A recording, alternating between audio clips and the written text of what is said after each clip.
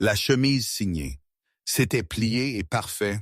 Je l'ai touchée du bout des doigts, elle semblait à peine réelle. Un cadeau, avait dit Sophie, pour ta première journée en tant que directeur des opérations. C'était il y a 6 semaines. 8. Le temps est devenu une sorte de brouillard depuis ce maudit blizzard.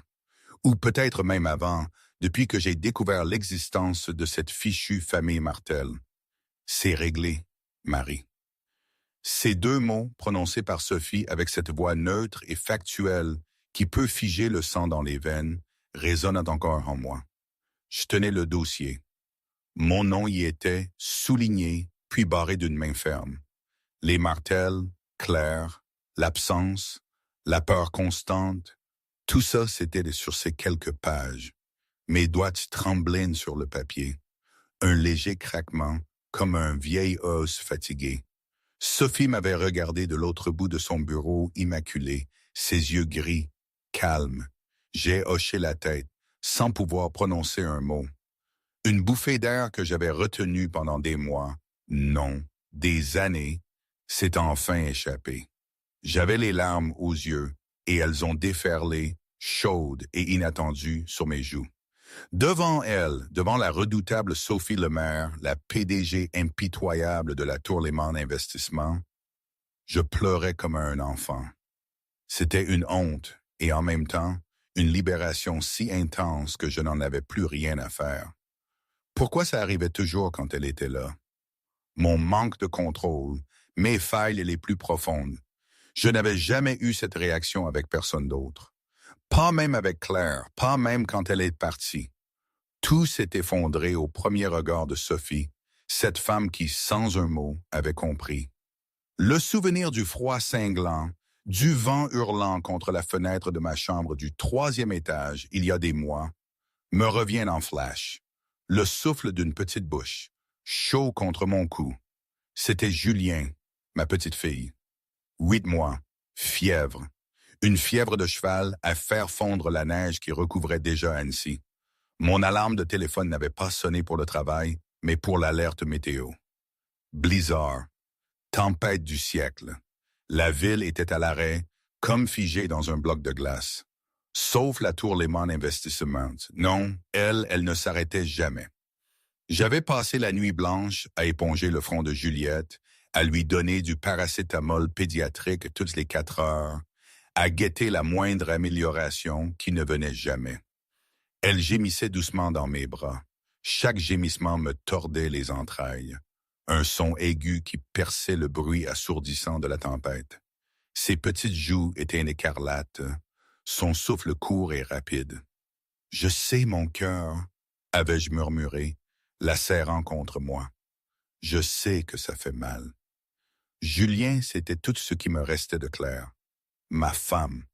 Elle était partie il y a 11 mois, 3 mois seulement après la naissance de notre fille.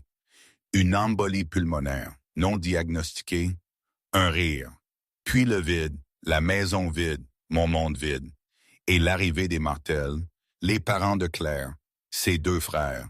L'oncle, celui qui possédait la moitié des commerces de la région de Chambéry. Des vautours. Ils avaient fondu sur mon deuil avec leurs avocats, leurs fortunes, leurs arguments inattaquables. J'étais un simple employé de saisie de données, 28 ans, sans famille, avec un salaire de misère malgré mes 60 heures par semaine. Comment pouvais-je offrir à leur petite fille la vie qu'elle méritait? C'était indécent. Ils voulaient Julien. Ils l'avaient fait comprendre, sans équivoque. 2 mois après l'enterrement, ils avaient déposé une demande de garde. J'avais riposté, j'avais fui. De Chambéry à Annecy. Un petit appartement, certes courant d'air, mais abordable. Un nouveau travail à la Tour Lehman Investissement, la firme d'investissement qui dominait l'horizon d'Annecy. Le salaire était toujours une blague, mais c'était stable, légal et surtout anonyme. Les Martel ne devaient pas me trouver. Je m'en étais assuré. Mon téléphone avait vibré. Un email du bureau de la direction générale. Objet. Présence obligatoire, réunion de crise. Aucune exception. Mon estomac s'était serré. Suite à des défaillances critiques du système durant la nuit, tout le personnel des opérations de données doit se présenter au bureau avant 9 heures ce matin, 11 février. Ce n'est pas une option. Toute absence sera considérée comme un abandon de poste. Le télétravail n'est pas disponible pour cette urgence. Il était 4h47. La crèche, la seule que je pouvais me permettre, avait envoyé un message des heures plus tôt, fermé en raison des conditions météorologiques. J'étais resté devant la fenêtre de ma chambre, Julien brûlante contre ma poitrine, à regarder la ville disparaître dans un blanc aveuglant. Les lampadaires étaient des îlots de lumière dans un océan de neige. Rien ne bougeait. Aucune voiture, aucun chasse-neige. Le monde s'était arrêté, sauf la Tour Lehman Investissement. Si je perdais ce travail, les mortels me retrouveraient. Si je ne pouvais pas payer le loyer, si je montrais le moindre signe d'instabilité, leurs avocats prouveraient que j'étais inapte. Ils me prendraient Julien. Ils m'effaceraient de sa vie comme si je n'avais jamais existé. J'ai regardé ma fille. Ses yeux étaient clos. Ses petites mains serrées sur ma chemise. On va travailler, ai-je dit doucement, toi et moi. Ce jour-là, j'ai tout emballé. Les biberons, le lait infantile, les couches, des vêtements de rechange, le médicament pour la fièvre, la couverture douce avec laquelle Julien dormait toutes les nuits, ma sacoche de messager, un vieux cuir marron que Claire m'avait offert des années auparavant, débordait de matériel. J'avais habillé Julien d'un body thermique, d'une grenouillère en polaire, et je l'avais enveloppé dans 2 couvertures avant de la placer délicatement à l'intérieur du sac rembourré, sa tête reposant sur une serviette roulée pour le soutien. Elle était plus calme maintenant, le médicament atténuant son inconfort, mais sa peau était encore trop chaude. La marche jusqu'à la Tour Lehman Investissement a duré 45 minutes dans la neige jusqu'aux genoux. Les rues principales d'Annecy avaient été dégagées une fois, mais l'accumulation était incessante. Je serrais la sacoche contre ma poitrine, mon lourd manteau nous enveloppant tous les deux, créant une poche de chaleur partagée. Mes bottes se remplissaient de neige. Mes doigts s'étaient engourdis dans mes gants. La Tour Lehman, 70 étages, perçait le ciel gris du matin, une colonne d'acier et de verre noir dans la lumière de la tempête. Le hall était presque vide. J'ai scanné mon badge à la sécurité, adressé un signe de tête au gardien, trop occupé à regarder le bulletin météo pour se soucier de ce que les employés transportaient. L'ascenseur jusqu'au 14e étage m'a paru interminable. Mon reflet me regardait depuis les portes métalliques polies. Un homme aux cernes sombres, une barbe que j'avais oublié de raser, une sacoche qui bougeait parfois de petits mouvements. Je pouvais entendre les battements de mon propre cœur par-dessus le bourdonnement de l'ascenseur. Quand les portes se sont ouvertes, le 14e étage était silencieux. Le département des opérations de données s'étendait sur un espace ouvert. Des rangées de bureaux, des écrans sombres, l'espace éclairé par la pâle lumière grise filtrant à travers les baies vitrées. La neige se pressait contre le verre comme si elle essayait d'entrer. J'ai avancé rapidement, la tête baissée. Les salles de conférence étaient suées le long du mur est. Des petites boîtes vitrées prévues pour 4 ou 5 personnes au maximum.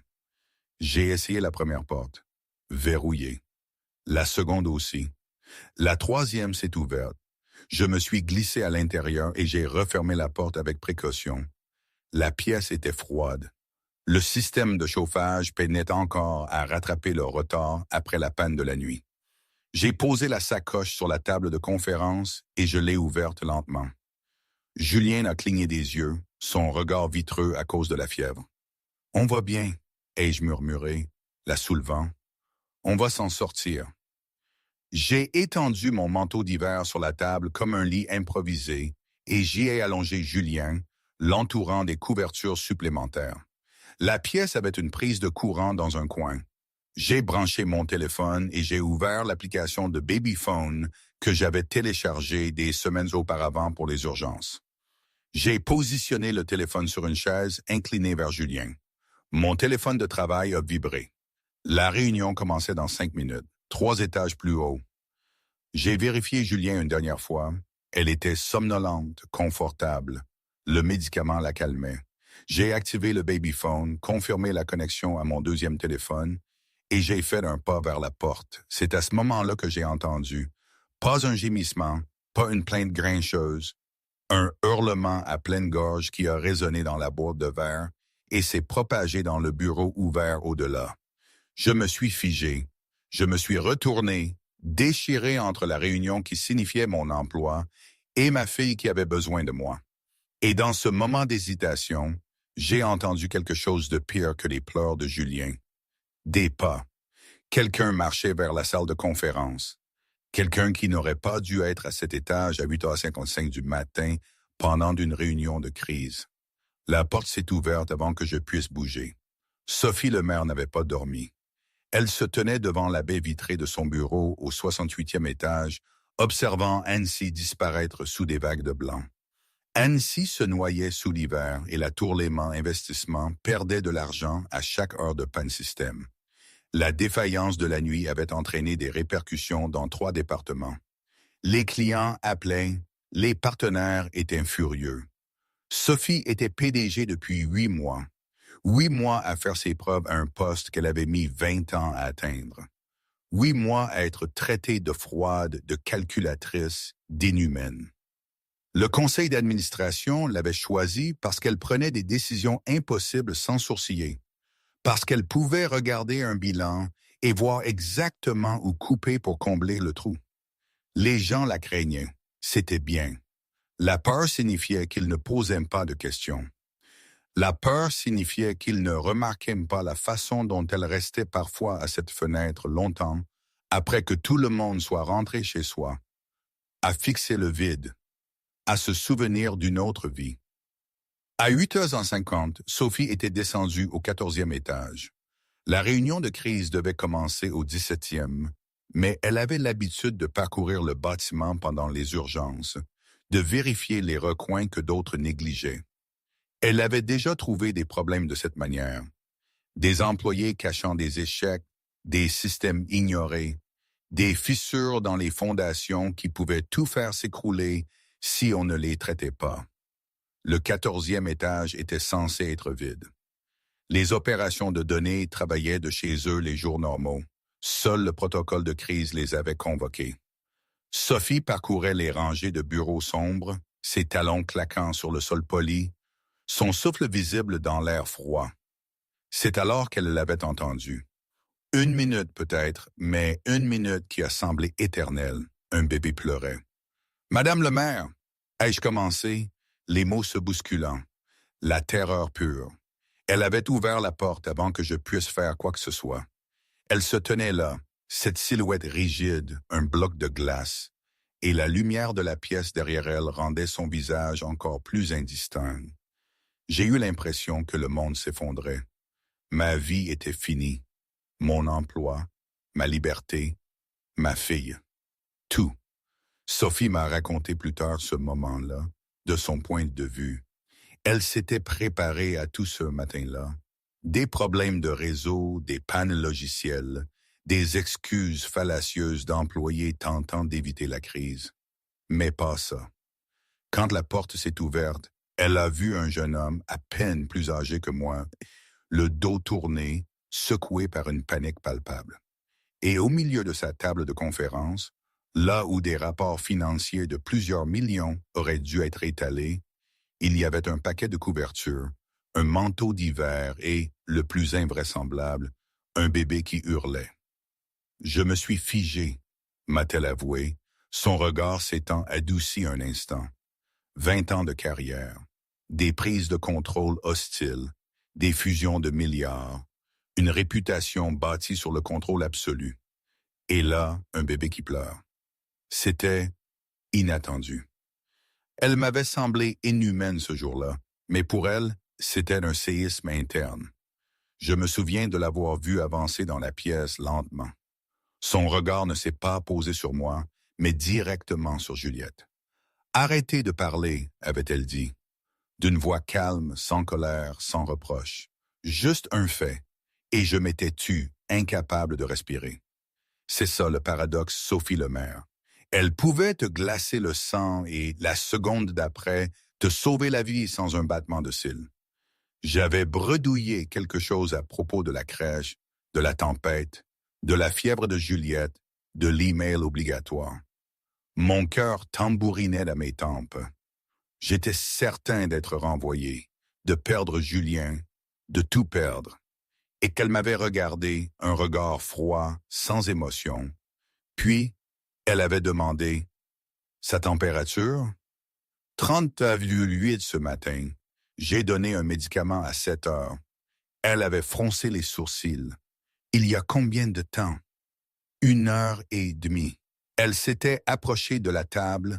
Elle avait soulevé Juliette avec une délicatesse qui ne cadrait absolument pas avec l'image de la reine des glaces que tout le monde lui attribuait. Julien, surprise, avait arrêté de pleurer, remplacé par des petits hoquets confus. Sophie avait tenu ma fille contre son épaule, une main sous sa petite tête. Instinctif, naturel. Et j'avais été frappé par cette incongruité. Cette femme si dure, si inaccessible, tenait ma fille comme si elle l'avait fait toute sa vie. Comment elle s'appelle? Juliette. Juliette Dubois. Et vous? Marie Dubois.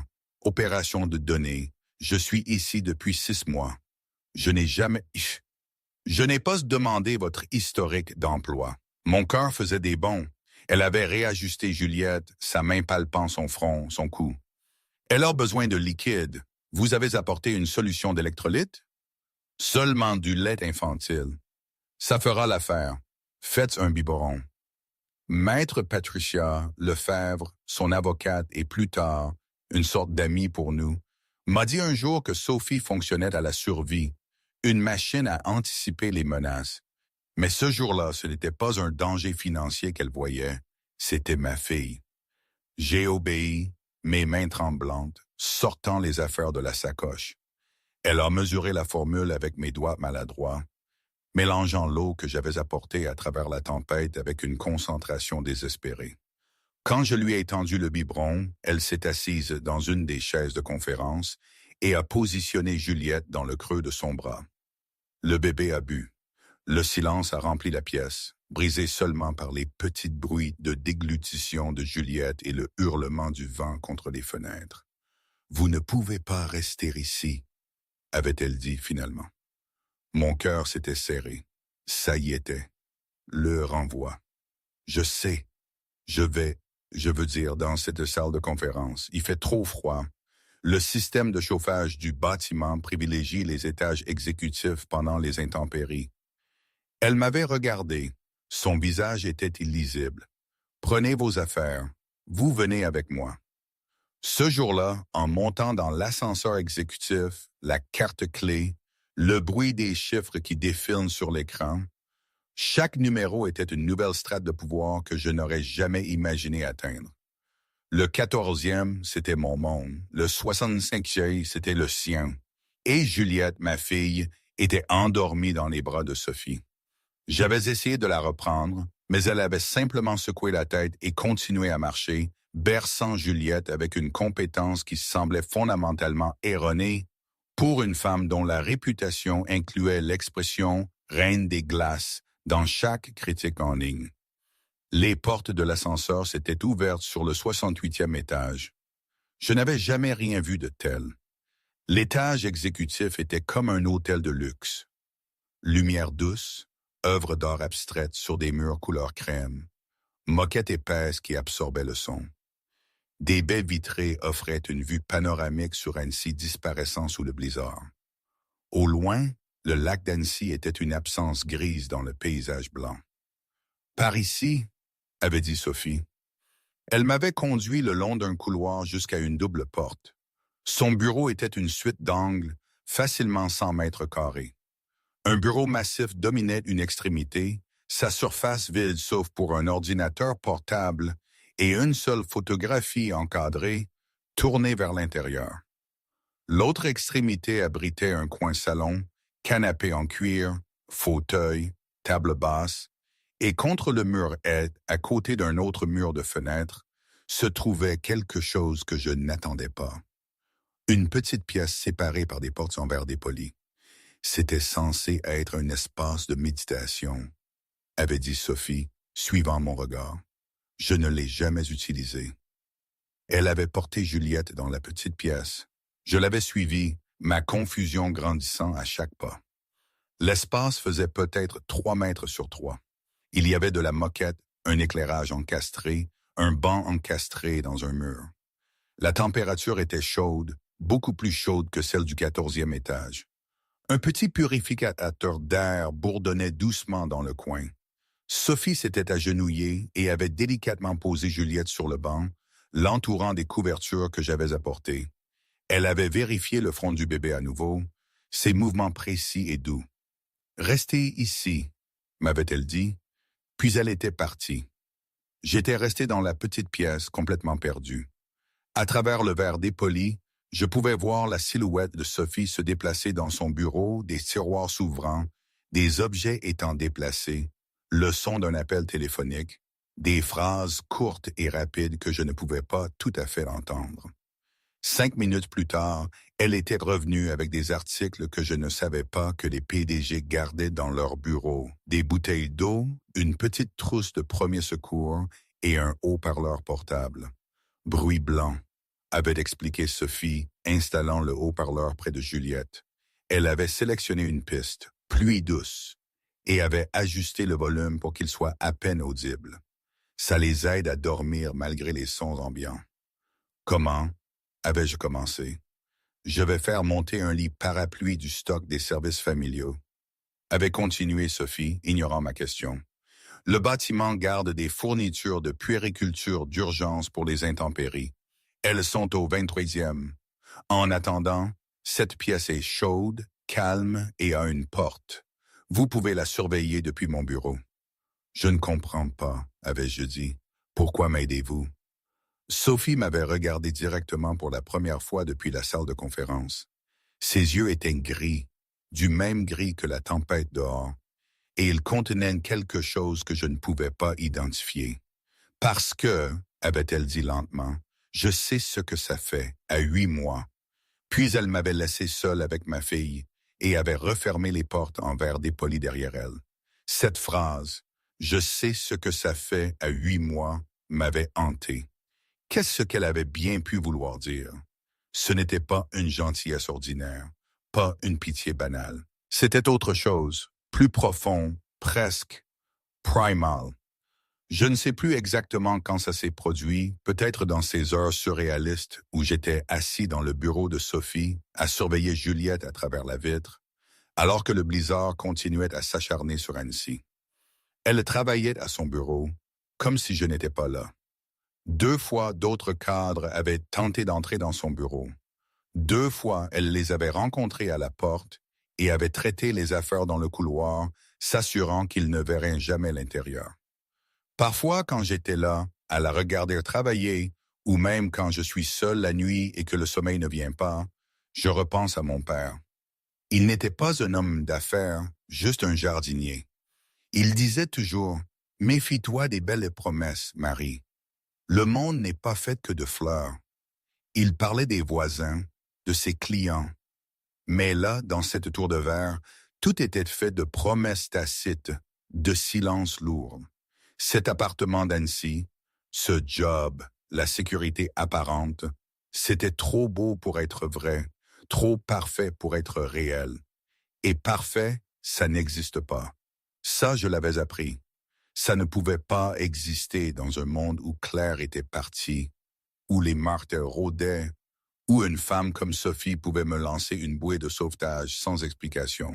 « Tu travailleras d'ici aujourd'hui », m'avait dit Sophie sans se tourner, alors que j'étais revenu dans son bureau après l'installation du lit de Juliette. « Je fais monter ton ordinateur portable et tes identifiants d'accès.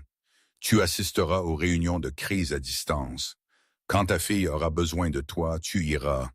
Personne ne posera de questions. » J'étais stupéfait. « La réunion à laquelle tu devais assister à 9 heures a été annulée, » avait-elle continué. « La panne système a été résolue à 10h15 par l'équipe de nuit à Bombay. Ta présence n'était pas nécessaire. » Je l'avais regardé, les sourcils froncés. Mais l'email disait L'email est un protocole automatique. Il est envoyé à tout le monde lorsque certains seuils sont franchis. Elle s'était enfin tournée vers moi. Tu as risqué le tout pour une réunion qui n'avait pas d'importance. Et la question m'avait échappé. Pourquoi 8 mois? Son expression n'avait pas changé, mais quelque chose s'était modifié derrière ses yeux. Une porte s'ouvrant sur une pièce verrouillée depuis très longtemps.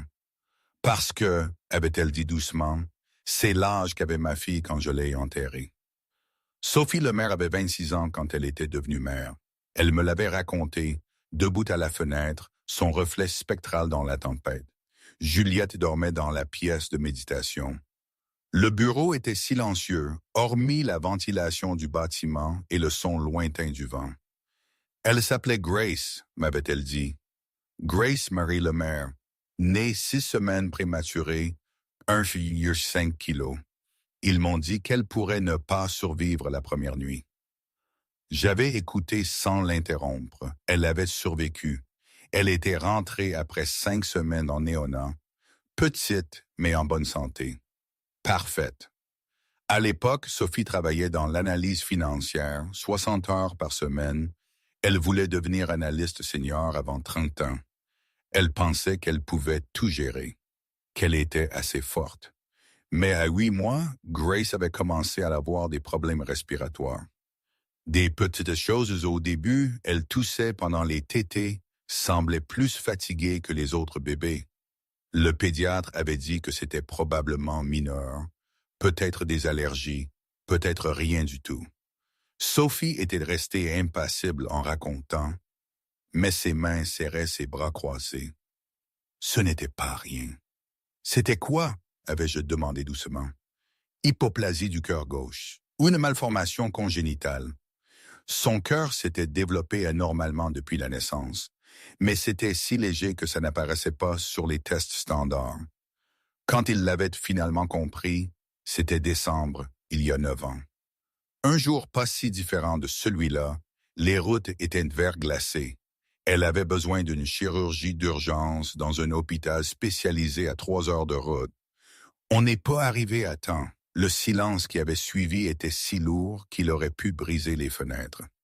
Je l'ai tenue pendant qu'elle mourait, avait dit Sophie. C'était le 23 décembre, il y a 9 ans. Elle avait 8 mois et 11 jours. J'avais regardé Juliette dormir dans le lit parapluie à travers les portes en verre dépoli. 8 mois. Le même âge. La même vulnérabilité. Je suis désolé, avais-je dit, sachant que les mots étaient insuffisants. J'ai arrêté d'être une personne après ça, avait continué Sophie, comme si elle ne m'avait pas entendu. J'ai travaillé, c'est tout ce que j'ai fait. 16 heures par jour. J'ai pris des projets que personne d'autre ne voulait. Je me suis rendue essentielle. Je me suis rendue puissante. Je me disais que c'était de l'ambition, mais ce n'était pas ça. Elle m'avait enfin regardé. C'était juste plus facile que de rentrer chez moi dans un appartement vide où la chambre d'enfant était toujours installée exactement comme je l'avais laissée.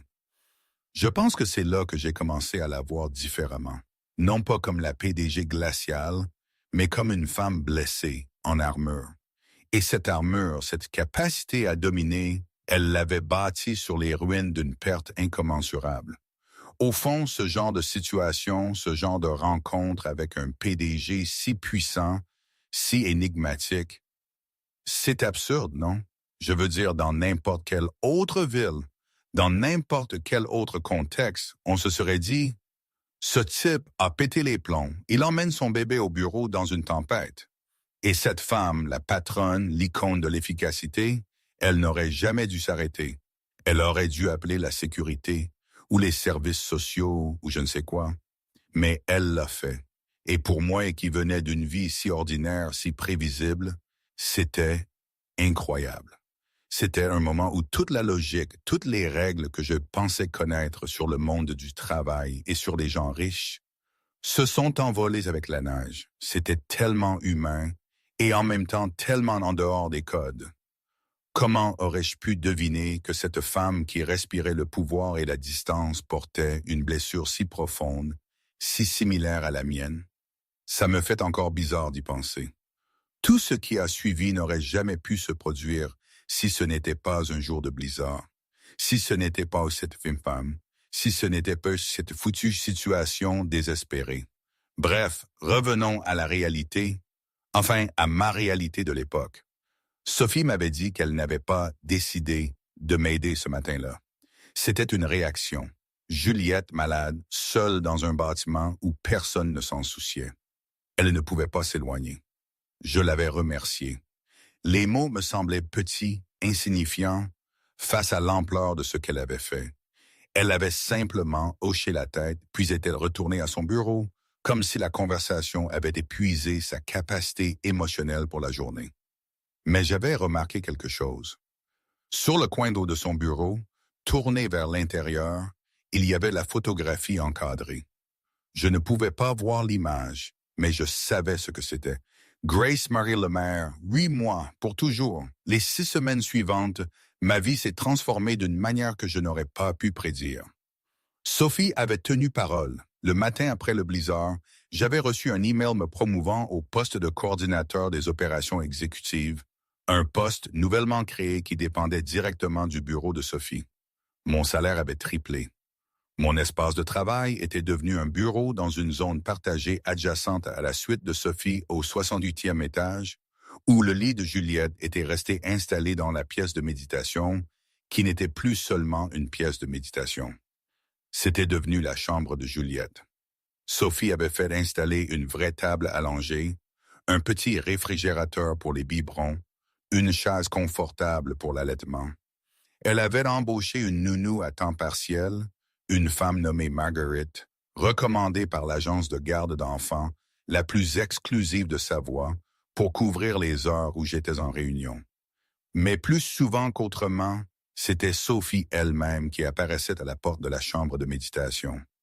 Je levais les yeux de mon travail pour la trouver tenant Juliette, faisant les 100 pas dans le bureau tout en consultant des contrats sur sa tablette, menant des appels téléphoniques avec Juliette endormie sur son épaule. Le bébé semblait sentir la compétence de Sophie, se calant dans ses bras avec une confiance qu'elle n'accordait qu'à très peu d'autres. « Elle vous aime bien », avais-je remarqué un après-midi de fin mars, regardant Sophie donner le biberon à Juliette tout en tapant d'une seule main sur son ordinateur portable. « Les bébés sont d'efficaces juges de caractère », avait répondu Sophie sans lever les yeux. « Ils n'ont pas encore appris à mentir. » « Et que dit le jugement de Juliette à votre sujet? » « Que je suis fiable. » La voix de Sophie ne portait aucune émotion. La constance compte plus que la chaleur à cet âge. Mais je remarquais des choses que Sophie ne réalisait pas qu'elle révélait. La façon dont elle souriait, vraiment souriait, quand Juliette lui attrapait le doigt. La façon dont elle ajustait son emploi du temps pour être présente pendant les siestes de l'après-midi de Juliette. Le ton doux que prenait sa voix quand elle murmurait au bébé, pensant que personne ne pouvait l'entendre. Sophie Lemaire, la femme qui avait bâti une réputation d'intouchable, fondait. Le bureau l'avait remarqué. Au début, il y avait eu des murmures, des rumeurs sur la PDG, gardant l'enfant d'un employé dans son bureau, sur le favoritisme, sur n'importe quel scandale que les gens pouvaient imaginer. Mais Sophie avait passé 20 ans à bâtir un capital politique. Quand le conseil d'administration l'avait interrogé sur l'arrangement, elle leur avait présenté des données, des statistiques de rétention des employés, des mesures de productivité du département de Marie, une proposition de protocole d'urgence familiale à l'échelle de l'entreprise. En moins de 2 mois, la Tour Lehman Investissement avait mis en œuvre de nouvelles politiques. Garde d'enfants de secours pour les urgences météorologiques, congé parental prolongé, horaires flexibles pour les parents de jeunes enfants. Vous nous avez utilisés, avais-je dit un soir, alors que la plupart des bureaux étaient vides, ne nous laissant que Sophie, Juliette et moi. Juliette s'exerçait à s'asseoir sur une couverture étalée sur le sol du bureau de Sophie. J'ai utilisé une situation pour le bénéfice de tous, avait corrigé Sophie. Elle était assise par terre, ce que je n'avais jamais imaginé que la PDG ferait, soutenant le dos de Juliette d'une main. Les politiques étaient nécessaires. Tu as fourni le récit qui les a rendus acceptables pour le Conseil. C'est calculé. C'est mon travail. Juliette était tombée sur le côté. Sophie l'avait rattrapée automatiquement, transformant le mouvement en jeu. Juliette avait ri, un son clair et lumineux qui semblait impossible dans cet environnement d'entreprise élégant. J'avais regardé le visage de Sophie quand Juliette avait ri. La façon dont son expression s'était transformée un instant en quelque chose de plus jeune et de moins défendu. « Vous êtes doué pour ça », avais-je dit doucement. « Pourquoi? Être sa grand-mère. » La main de Sophie s'était figée sur le dos de Juliette. Le mot était resté en suspens entre nous, imprévu et fragile. « Je ne suis pas », avait-elle commencé. « Je sais », avais-je dit. « Je suis désolé. » C'était présomptueux. Mais Sophie regardait Juliette avec une expression que je ne pouvais pas tout à fait lire. Quelque chose entre le chagrin, l'émerveillement et la peur. « C'est l'âge qu'aurait eu Grace », avait dit Sophie doucement. Si elle avait vécu 9 ans, Grace serait dans CP maintenant. Elle apprendrait les multiplications. Elle détesterait ça probablement. Grace, elle avait mon obstination. Même à 8 mois, ça se voyait. Sophie avait un sourire triste. Elle se serait battue contre le siège auto à chaque fois. Le médecin disait que c'était un comportement normal de développement. Mais je savais mieux. Elle ne voulait juste pas être enfermée. Elle voulait le contrôle. J'avais senti une sorte de bascule. Non pas que la peine de Sophie remplaçait la mienne, mais qu'elle la rejoignait. Ce n'était plus « je » et « elle », mais un début de « nous ». J'avais pris une place sur le sol en face de Sophie, Juliette entre nous comme un pont. « Ça aide ?» avais-je demandé, « d'être avec Juliette. »« Je ne sais pas » avait admis Sophie. « Certains jours, j'ai l'impression de recevoir quelque chose que je ne mérite pas. D'autres jours, j'ai l'impression d'être autorisé à finir une conversation que je croyais terminée il y a 9 ans. » Elle avait rencontré mes yeux. « Est-ce égoïste de ma part? » « Non, avais-je dit, c'est humain. » Juliette, insouciante du poids émotionnel du moment, avait attrapé le collier de Sophie et essayé de le mettre dans sa bouche. Nous avions ri tous les deux, et pendant quelques minutes, le passé et le présent avaient coexisté dans la même pièce sans se battre. Début avril, une SSS d'un numéro inconnu était arrivé. « On sait où tu es. » 4 mots qui avaient brisé ma nouvelle stabilité. Les Martel m'avaient retrouvé. J'ai raconté l'histoire de la famille Martel à Sophie un vendredi après-midi, alors que la pluie tambourait contre les fenêtres du bureau, emportant les derniers vestiges de l'hiver. Tout. La mort de Claire, la bataille pour la garde, la façon dont la famille de Claire m'avait regardé comme un obstacle à éliminer, mon départ pour la Savoie avec rien d'autre qu'une vieille voiture et de l'espoir, la peur constante qu'un jour il frappe à ma porte avec des avocats et m'enlève Juliette. Sophie avait écouté sans m'interrompre. Quand j'avais eu fini, elle était restée silencieuse pendant 30 secondes.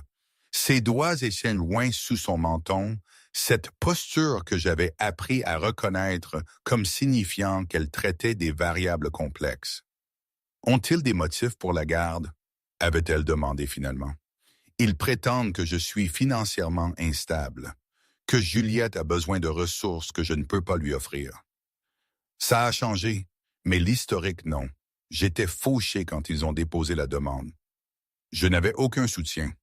D'un point de vue juridique, les points de vue juridiques changent en fonction de qui les présente. Sophie avait pris son téléphone. « Donnez-moi 72 heures. »« Qu'allez-vous faire? » ?»« Mon travail. » Ce qui s'était passé au cours des 3 jours suivants était devenu une légende dans les cercles juridiques de Savoie. Sophie s'était déplacée avec la précision d'un scalpel. Elle n'avait pas seulement engagé des avocats.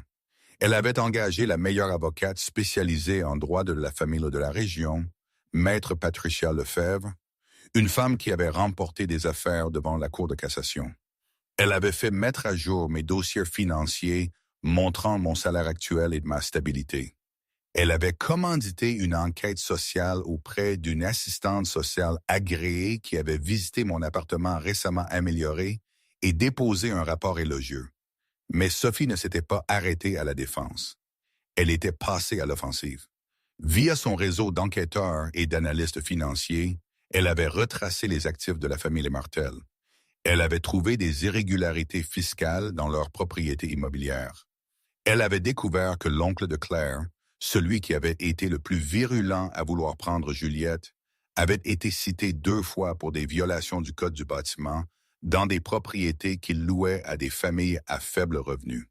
Elle avait tout documenté avec la brutalité méticuleuse de quelqu'un qui comprenait que le pouvoir n'était pas une question de force. C'était une question d'information. Le lundi matin, l'avocat de la famille Martel avait reçu un colis. À l'intérieur se trouvait la documentation de chaque irrégularité légale et financière que l'équipe de Sophie avait découverte, ainsi qu'une lettre de maître Patricia Lefebvre décrivant exactement ce qui se passerait si l'affaire de la garde progressait. Exposition publique, enquête réglementaire, attention médiatique qu'ils ne pouvaient pas se permettre étant donné leur position sociale dans la région de Chambéry. La lettre se terminait par une offre simple. Retirer la requête de garde, accepter des droits de visite supervisés 2 fois par an, et toute la documentation resterait privée. Ils avaient accepté dès le mardi après-midi. J'avais appris ce que là quand Sophie m'avait appelé dans son bureau et m'avait tendu un dossier contenant les documents de retrait signés par l'avocat de la famille Martel. C'est à ce moment-là que j'ai reçu le dossier. Le sang s'était vidé de mon visage. « C'est fini », avait-elle dit simplement. J'avais regardé les documents. Mes mains tremblaient. « Qu'avez-vous fait ?» J'ai rééquilibré les forces. Sophie était retournée à son ordinateur portable. Son ton était factuel. Ils utilisaient leurs ressources pour t'intimider. Je me suis assuré qu'ils comprenaient que les ressources peuvent fonctionner dans les 2 sens. Cela a dû coûter... Rien qui compte, avait dit Sophie. J'avais attendu qu'elle me regarde. Pourquoi? Elle avait semblé vraiment perplexe face à la question. Parce que Juliette est ta fille, parce que tu es un bon père, parce qu'ils avaient tort. Une pause. Parce que j'avais la capacité d'aider. Et j'ai appris que les capacités inutilisées sont des responsabilités abandonnées. Je ne savais pas quoi dire. Merci me semblait insuffisant. Les mots se coinçaient dans ma gorge, mêlés à des émotions que je ne pouvais pas nommer. Tu pleures, avait observé Sophie. Je sais, avais-je dit. J'avais essuyé mes yeux avec rudesse. Désolé, c'est juste que j'ai eu si peur, si longtemps, chaque jour, en pensant qu'il nous trouverait, en pensant que je la perdrais. Tu ne la perdras pas. La voix de Sophie était ferme. Pas à cause d'eux, pas tant que je suis là. La phrase « tant que je suis là » avait résonné étrangement dans le bureau. J'avais levé les yeux. Qu'est-ce que ça veut dire? Le visage de Sophie était resté neutre, mais quelque chose avait changé dans sa posture. La même sensation de porte qui s'ouvrait que j'avais vue pendant le blizzard quand elle m'avait parlé de Grace. « Asseyez-vous », avait-elle dit. Je m'étais assis. Dehors, la pluie continuait de tomber, nettoyant la ville. Sophie Lemaire avait été diagnostiquée 6 mois avant de me rencontrer. Elle s'était sentie fatiguée, plus que fatiguée, épuisée d'une manière que le sommeil ne réparait pas. Elle avait attribué cela au stress, à sa promotion au poste de PDG, aux exigences incessantes de la gestion d'une entreprise valant des milliards. Quand l'épuisement s'était transformé en nausée, elle avait supposé que c'était un ulcère. La vie d'entreprise allait de pair avec les problèmes d'estomac. Tout le monde savait que le scanner avait trouvé la tumeur en octobre. Carcinome hépatocellulaire, stade 3, possiblement stade 4, selon l'interprétation des oncologues. Le taux de survie à 5 ans est d'environ 12%, lui avait dit son médecin d'un ton monocorde. Avec un traitement, nous pourrions l'étendre à 18%. Sophie avait hoché la tête, avait programmé les traitements sans en parler à personne. Elle avait subi la première série de chimiothérapie en novembre, planifiant les séances les vendredis après-midi pour avoir le week-end pour récupérer. Elle avait géré les effets secondaires avec la même détermination obstinée qu'elle avait apportée à tous les autres défis de sa vie. En décembre, quand le blizzard l'avait frappée, quand j'avais porté ma fille dans son bâtiment, elle avait terminé 3 séries. Le pronostic ne s'était pas amélioré. Tu devrais en parler à quelqu'un, lui avait dit maître Patricia Lefebvre, qui était devenue une sorte d'amie pendant l'affaire Martel. Tu ne devrais pas traverser ça seule. Mais Sophie avait tout traversé seule. La mort de Grace, les années à construire sa carrière comme une armure contre le chagrin, les longues nuits dans son appartement terrasse à 42 étages au-dessus de la ville, à regarder les lumières qui représentaient les vies d'autres personnes, les liens d'autres personnes. Elle avait appris à fonctionner seule, jusqu'à Juliette. Sophie était assise en face de moi dans son bureau et elle savait que l'isolement se terminait, qu'elle le veuille ou non. Je suis malade, avait-elle dit, et les mots avaient l'impression de descendre d'une falaise sans savoir ce qui l'attendait en bas. Mon expression avait immédiatement changé. Quel genre de maladie? Un cancer du foie, stade 3, possiblement 4. Sophie avait livré l'information comme un rapport trimestriel. Défait sans drame. Je suis en traitement depuis novembre. Le pronostic est défavorable. La couleur s'était retirée de mon visage. Défavorable? Comment? 12 à 18% de survie à 5 ans, moins si le stade est pire que ce qu'il pense. Elle m'avait regardé digérer cela. Je gérais ça en privé. Personne ne le sait, sauf mon équipe médicale et mon avocate. Depuis combien de temps le savez-vous? 6 mois. 6 mois. Ma voix avait craqué. Vous avez géré ça seul pendant 6 mois. J'ai géré la plupart des choses seul, avait dit Sophie. C'est efficace. C'est déchirant. Le mot avait atterri entre nous avec une force inattendue. Sophie s'était préparée à de nombreuses réactions. La pitié, l'inconfort, le retrait maladroit que les gens manifestaient souvent face à la mortalité.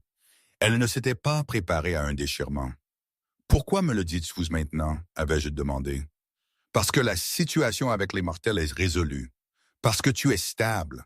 Parce que Juliette s'épanouit et parce que je vais te faire une offre et que tu mérites de connaître toutes les variables avant de décider. Quelle offre? Sophie s'était levée et avait marché jusqu'à la fenêtre.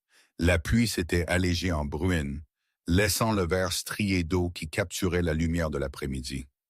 À 42 étages en contrebas, la ville continuait son rythme quotidien, indifférente aux luttes individuelles. « Épouse-moi », avait-elle dit sans se retourner.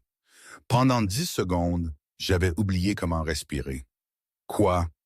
avais-je enfin réussi à articuler. « Épouse-moi ». Sophie s'était retournée pour me faire face, son expression professionnelle malgré l'ampleur de la proposition. Pas pour la romance, pas pour l'amour, pour Juliette, pour la stabilité, pour la vie que tu as construite ici. Je ne comprends pas. Alors, laisse-moi t'expliquer. Sophie était retournée à son bureau, avait sorti un dossier et l'avait ouvert. À l'intérieur se trouvaient des documents juridiques, des projections financières soigneusement organisées avec la même précision qu'elle apportait aux présentations d'entreprise.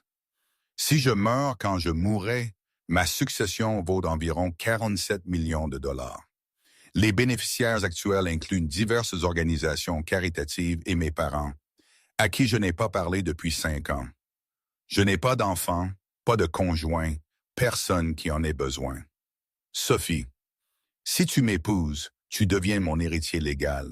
Juliette devient ma fille à tous les égards juridiques. Quand je ne serai plus là, tu auras les ressources pour lui offrir tout. Éducation, soins de santé, sécurité, opportunité. Elle avait fait glisser les documents sur le bureau. Tu n'auras plus jamais à t'inquiéter de familles comme les Martel. Tu auras ton propre pouvoir. J'avais regardé les papiers sans les toucher. Vous me demandez de vous épouser pour votre argent. Je te demande de m'épouser pour l'avenir de Juliette. Ce n'est pas... Je m'étais levé brusquement, arpentant la fenêtre. La pluie brouillait la ville en contrebas. Vous ne pensez pas clairement. Vous êtes malade. Vous avez peur. Mais ce n'est pas la solution. Alors, quelle est la solution? La voix de Sophie était restée calme. Il me reste entre 2 et 5 ans, peut-être moins. Je passerai ce temps soit à mourir seul dans mon appartement, soit je le passerai avec un but, avec Juliette, avec toi, à créer quelque chose qui me survivra. Vous parlez de ça comme d'un accord commercial, parce que c'en est un, avait dit Sophie. Je t'offre la sécurité en échange de la compagnie. C'est une transaction avec des termes clairs et des avantages mutuels. Je m'étais retourné pour lui faire face.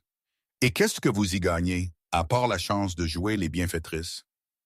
Pour la première fois, le calme de Sophie s'était fissuré. Je ne meurs pas seule, avait-elle dit doucement. Je peux passer le temps qu'il me reste à être autre chose que la PDG froide dont tout le monde a peur. Je peux lire des histoires le soir. Je peux regarder Juliette apprendre à marcher. Je peux avoir ce que j'ai perdu quand Grace est morte. Sa voix avait baissé au point d'être à peine un murmure. Je peux compter pour quelqu'un avant de ne plus compter du tout. La vulnérabilité de ces mots m'avait frappé plus fort que n'importe quel argument logique. J'avais pensé aux 6 dernières semaines à Sophie tenant Juliette à 3 heures du matin quand le bébé avait eu un nouveau pic de fièvre. À trouver Sophie lisant des livres sur la parentalité dans son bureau après que tout le monde soit parti. À la façon dont elle avait démoli les menaces juridiques de la famille Martel sans qu'on le lui demande, sans attendre de gratitude.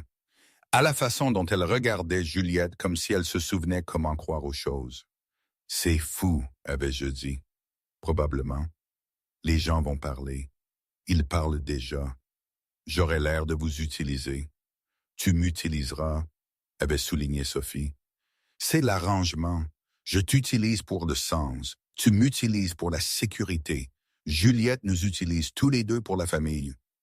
Et quand vous serez partis, les mots étaient brutaux mais nécessaires. Juliette vous perdra. Elle se souviendra de vous. Elle souffrira. Vous demandez à devenir sa mère, sachant que vous allez la quitter. Les yeux de Sophie avaient brillé, mais sa voix était restée stable. Mieux vaut avoir une mère pendant 2 ans que pas de mère du tout. Mieux vaut être aimé temporairement que jamais. Juliette ne se souviendra pas de Grace, mais elle pourrait se souvenir de moi. Elle avait fait une pause. Est-ce égoïste de vouloir ça? Oui, je dis, et non, et je ne sais pas. Nous étions restés en silence.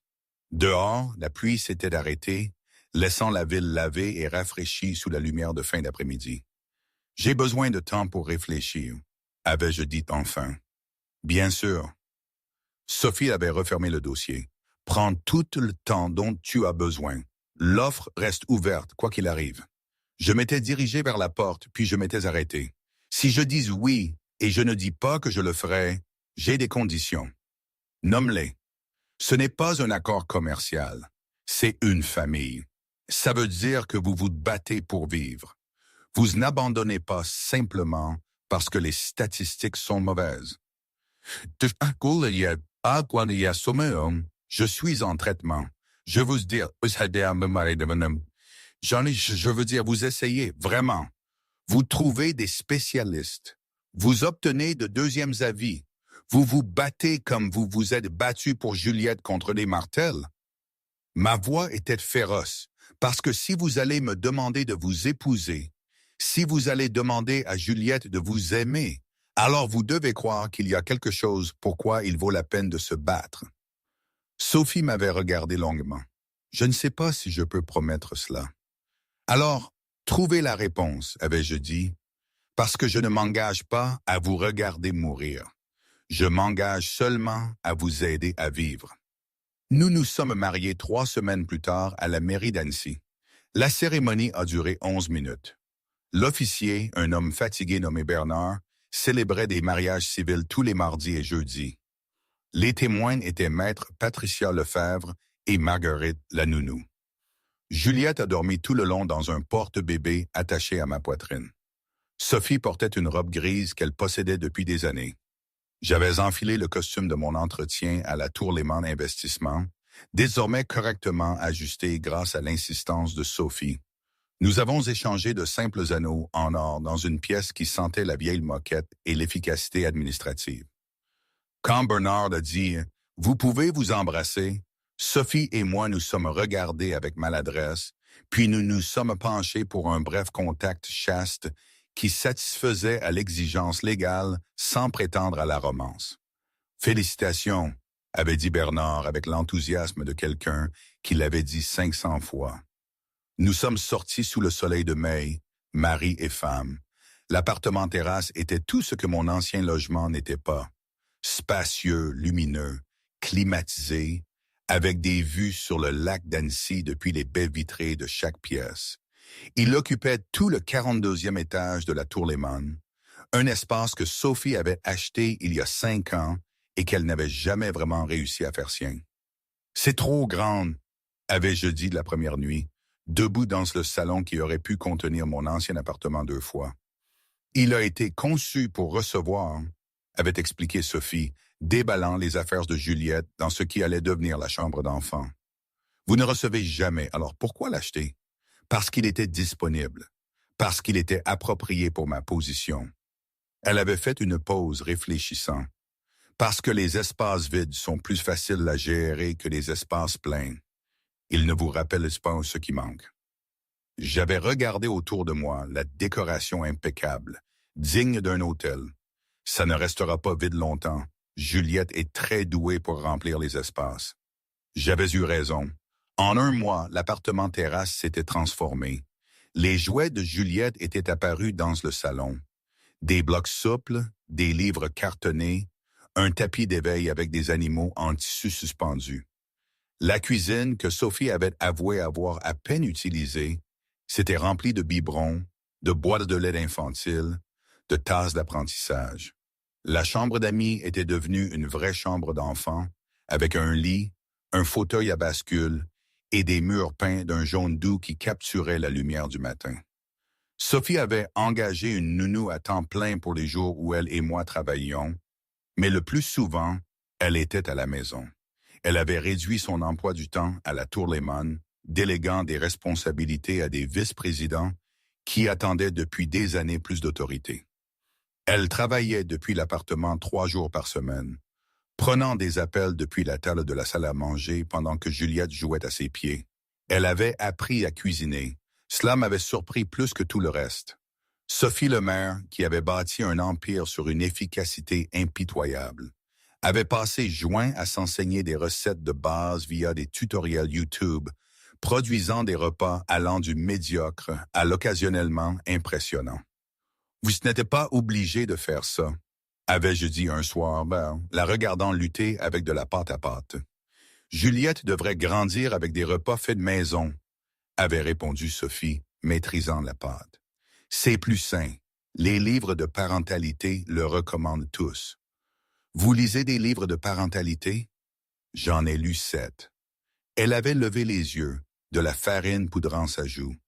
Je m'étais approché d'elle, avait doucement essuyé la farine, et j'avais été soudain frappé par le côté domestique de l'instant, à quel point c'était naturel, à quel point j'avais cessé de penser à cela comme à une transaction des semaines auparavant. « Quoi? » avait demandé Sophie, voyant mon expression. « Rien, avais-je dit.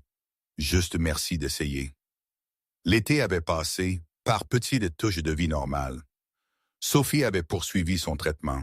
Chimiothérapie toutes les 3 semaines, scanner tous les mois.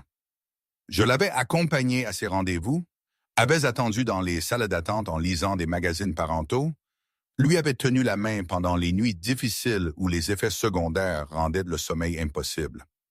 Nous construisions quelque chose que ni l'un ni l'autre ne pouvait tout à fait nommer. Ce n'était pas le mariage que l'un ou l'autre avait imaginé. Nous dormions dans des chambres séparées.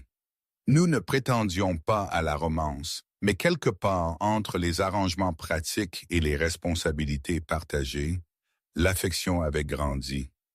Je le remarquais dans de petites choses.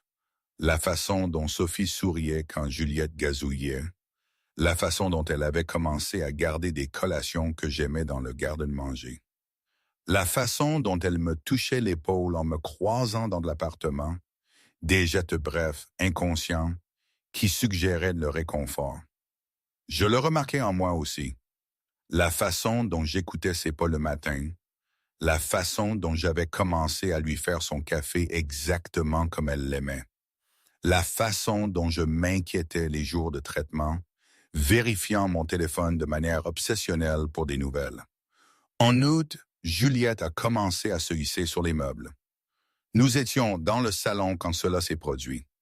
Sophie lisait des dossiers, je répondais à des emails professionnels, Juliette jouait avec des blocs. Soudain, elle a attrapé le bord de la table basse et s'est hissée debout, titubant avec l'équilibre précaire d'un nouvel exploit. « Marie !» avait dit Sophie urgemment. « Regarde !» Nous avions tous les deux regardé, figés, tandis que Juliette se tenait debout pendant 5 secondes, 10 secondes, 15. Puis, elle nous avait regardés, semblait réaliser qu'elle avait un public, et nous avait offert le plus grand sourire que j'ai jamais vu. Elle était tombée sur ses fesses rembourrées 1 seconde plus tard, complètement imperturbable. Tu as vu ça? Le visage de Sophie était transformé par la joie. Elle s'est levée. Elle s'est vraiment levée. Oui, j'avais attrapé mon téléphone. Je prends une vidéo. Refais-le, Juliette. Montre à Sophie. Nous avons passé l'heure suivante à encourager Juliette à répéter son exploit, célébrant chaque tentative réussie par des applaudissements qui faisaient rire le bébé. Cette nuit-là, après que Juliette ait dormi, j'ai trouvé Sophie debout à la porte de la chambre d'enfant, regardant le bébé respirer dans la douce lumière de la veilleuse. « Grace n'a jamais atteint ce stade », avait dit Sophie doucement. « Elle n'a jamais marché, jamais fait de pas. J'imaginais ce que ce serait, les étapes que je manquais. »« Vous ne les manquez pas maintenant », avais-je dit. Non, la voix de Sophie était douce, je ne les manque pas. Elle s'était tournée vers moi, et à ce moment-là, j'avais vu quelque chose dans son expression qui m'avait coupé le souffle. De la gratitude, oui, mais aussi quelque chose de plus profond. Quelque chose qui ressemblait dangereusement à de l'amour. « Je dois te dire quelque chose », avait dit Sophie. « D'accord, j'ai peur. » L'aveu semblait lui coûter cher. J'ai terriblement peur, en fait, de mourir. De quitter Juliette, de te quitter. D'avoir trouvé ça. Elle avait fait un geste vers la chambre d'enfant, la vie que nous avions construite, et de savoir que je pourrais ne pas pouvoir le garder. Je m'étais rapproché. Vous le gardez. Vous vous battez. Vous êtes là pour l'instant. Et pour l'instant, c'est ce qui compte. Nous étions restés ensemble dans l'embrasure de la porte à regarder Juliette dormir. Tous les deux, à penser au temps et à la rareté de celui que quiconque possède vraiment, à la quantité de temps qu'il pouvait gaspiller en attendant le moment parfait. Au lieu de reconnaître que ce soir-là, ce banal mardi soir d'août, était déjà parfait. Juliette a dit son premier mot ce matin, avais-je mentionné. Sophie m'avait regardé. « Quoi? Quand? Pourquoi ne m'as-tu pas dit? Je te le dis maintenant. » Qu'est-ce qu'elle a dit? J'avais souri. Maman, le visage de Sophie s'était froissé. Elle avait couvert sa bouche de sa main, mais le sanglot s'était échappé quand même, brut et brisé et magnifique. Elle vous regardait droit dans les yeux, avais-je continué doucement. Quand vous prépariez le petit déjeuner, vous lui racontiez votre emploi du temps de la journée, et elle a levé les yeux et a dit « Maman » aussi clairement que possible. Je n'allais pas vous le dire parce que je pensais que c'était juste des gazouillis, mais elle l'a dit 3 fois de plus aujourd'hui, toujours en vous regardant. Sophie pleurait ouvertement maintenant, des larmes coulant sur son visage d'une manière que je n'avais jamais vue. « Je suis sa maman », avait-elle murmuré. Après tout ça, après Grace, après avoir pensé que jamais, je l'avais serrée dans mes bras. Elle s'était effondrée contre moi, secouée par des sanglots qui semblaient avoir été retenus pendant 9 ans. « Tu es sa maman », avais-je confirmé, la tenant pendant qu'elle pleurait. « Et tu fais un travail incroyable. » Nous étions restés ainsi longtemps, serrés l'un contre l'autre dans l'embrasure de la porte de la chambre de Juliette, tandis que la ville scintillait 42 étages plus bas, et un bébé qui avait appelé 2 personnes « maman » dormait paisiblement derrière nous. Octobre avait apporté une nouvelle série de scanners. Sophie était allée seule, avait insisté malgré mes protestations. J'avais attendu à l'appartement, faisant les 100 pas dans le salon pendant que Juliette faisait la sieste, vérifiant mon téléphone toutes les 30 secondes pour des nouvelles qui ne venaient pas. 3 heures après son départ, Sophie avait appelé. « Peux-tu me rejoindre au bureau? » Sa voix était étrange, plate. Je ne pouvais pas la lire. Tu vas bien? Rejoins-moi juste au bureau, s'il te plaît. Je suis arrivé et j'ai trouvé Sophie debout à sa fenêtre au 68e étage, regardant Annecy parer des couleurs de l'automne précoce. Le lac au loin était toujours bleu sous des nuages qui s'amoncelaient. Les bulletins météorologiques prédisaient la première neige de la saison d'ici la fin de la semaine. Qu'a dit le médecin? Avais-je demandé, mon cœur battant de la chamade. Sophie s'était retournée. Son visage était illisible. Le diagnostic initial était erroné, avait-elle dit lentement. Pas erroné exactement, incomplet. Je ne comprends pas. La tumeur qu'ils ont trouvée en octobre, celle qu'ils ont classée comme carcinome hépatocellulaire de stade 3, possiblement stade 4, n'était pas ce qu'ils pensaient. Elle avait sorti un dossier de son bureau, rapports médicaux, images de scanner, textes denses que je ne pouvais pas traiter assez rapidement. C'était bénin, un adénome hépatique, très rare, peut ressembler à s'y méprendre à un cancer sur l'imagerie, peut même causer des symptômes similaires. Mais ce n'est pas un cancer. Mon cerveau a bégayé. Quoi? Je n'ai pas de cancer, avait dit Sophie, et sa voix s'était brisée sur les mots. Je n'ai jamais eu de cancer. Les oncologues l'ont manqué. Ils ont vu l'imagerie, ont vu les marqueurs, ont supposé le pire des scénarios et ont commencé le traitement. Ce n'est qu'aujourd'hui, quand les scanners ont montré que la tumeur répondait incroyablement bien à la chimiothérapie, qu'ils sont revenus en arrière et ont réexaminé tout. Elle pleurait maintenant. Je ne meurs pas, Marie. Je vais vivre. Le dossier était tombé de ses mains, les papiers se dispersant sur la moquette coûteuse. J'ai traversé le bureau en 3 enjambées et je l'ai serré contre moi. Sophie s'était effondrée dans l'étreinte, sanglotant avec l'intensité de quelqu'un qui avait passé 1 an à se préparer à la mort pour se voir rendre la vie. « Tu vas vivre », avais-je répété, essayant de rendre cela réel. « Tu vas voir Juliette grandir. Tu vas… » Ma voix s'est brisée. « Tu vas bien. » Nous étions restés ensemble à la fenêtre surplombant Annecy, nous tenant l'un l'autre tandis que le poids du faux diagnostic, de la chimiothérapie et de la fausse mortalité s'évaporait comme le brouillard au soleil du matin. Je t'ai épousé en pensant qu'il me restait 2 ans, avait dit Sophie finalement, la voix étouffée contre mon épaule. Peut-être moins. Je pensais donner une mère à Juliette temporairement. Je pensais que tu te trompais, avais-je dit. Tu es coincé avec nous maintenant. Pour de vrai. Pour des années et des années. Sophie s'était reculée pour me regarder. Son visage était strié de larmes. Sa contenance de PDG, si soigneusement construite, était complètement détruite. Elle semblait plus jeune, plus douce, soulagée. « Je ne veux plus que ce soit une transaction », avait-elle dit. « Quoi? » « Notre mariage, notre famille.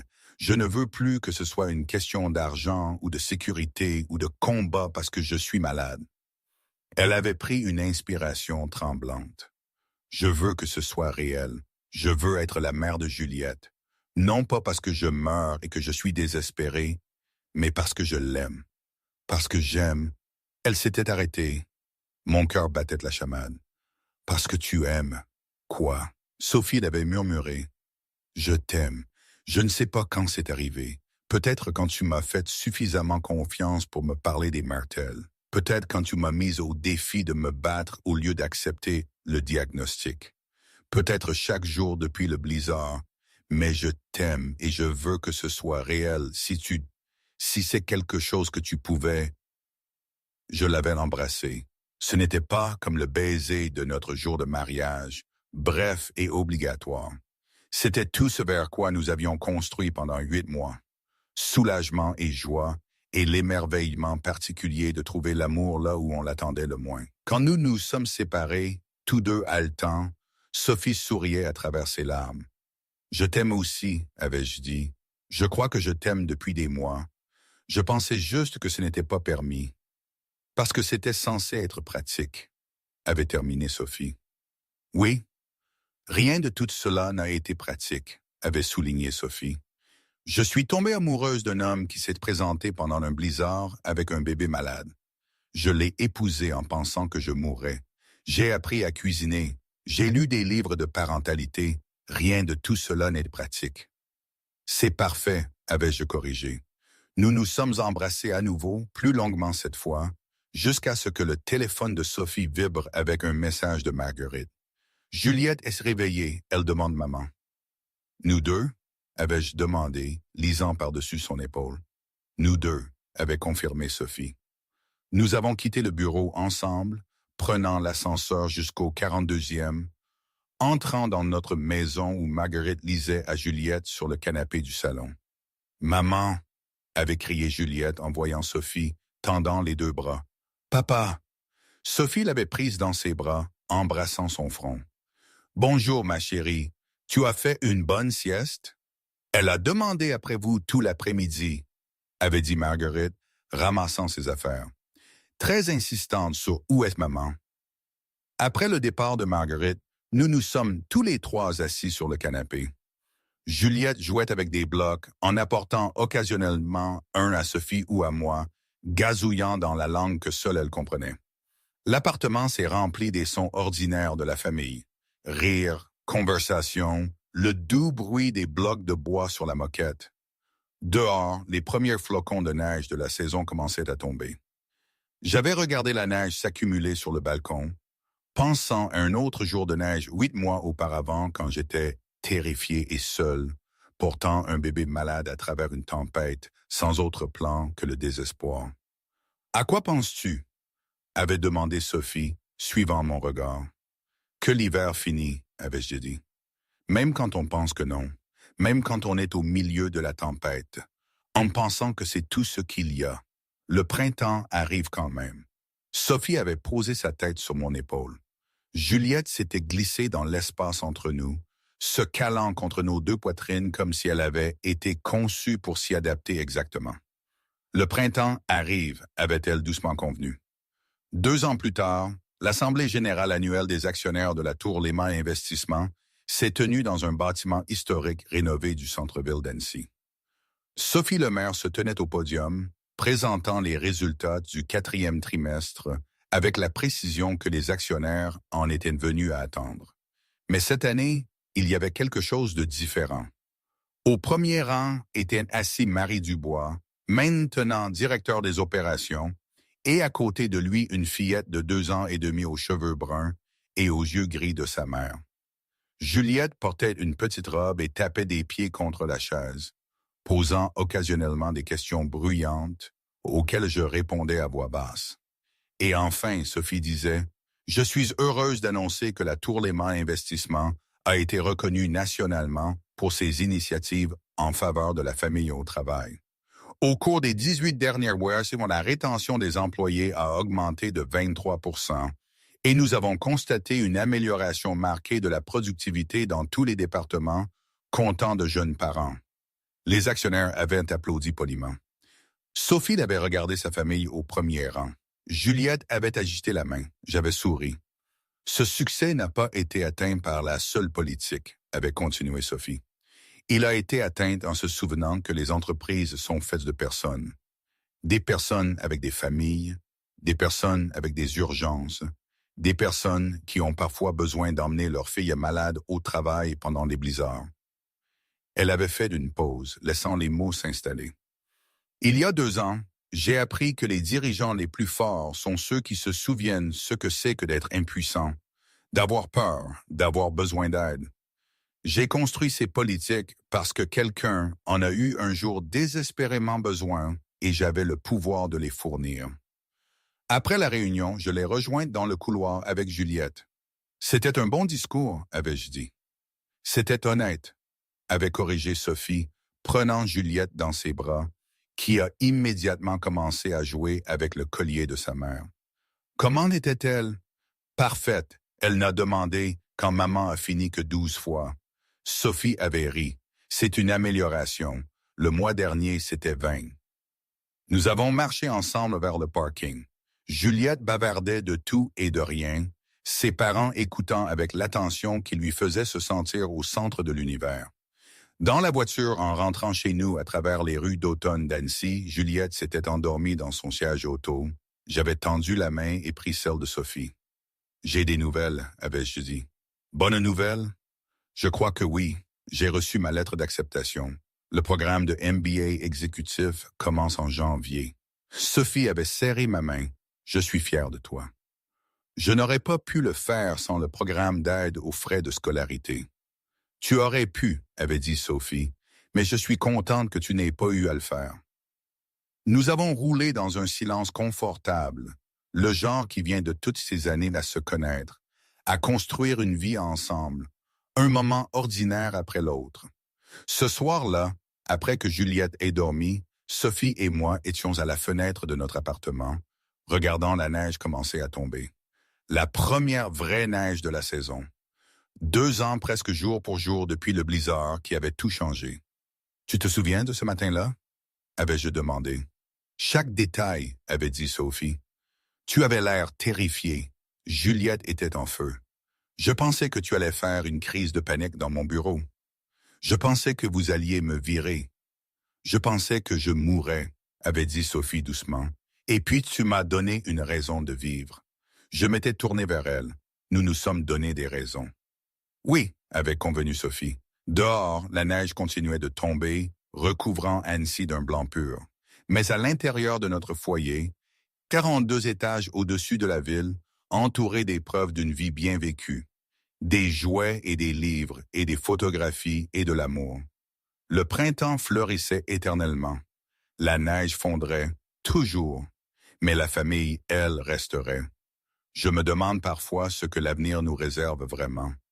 Est-ce que ce bonheur sera aussi durable que je l'espère, ou est-ce que juste une pause, un répit avant une autre tempête? Nul ne sait, mais c'est notre vie, et c'est bien.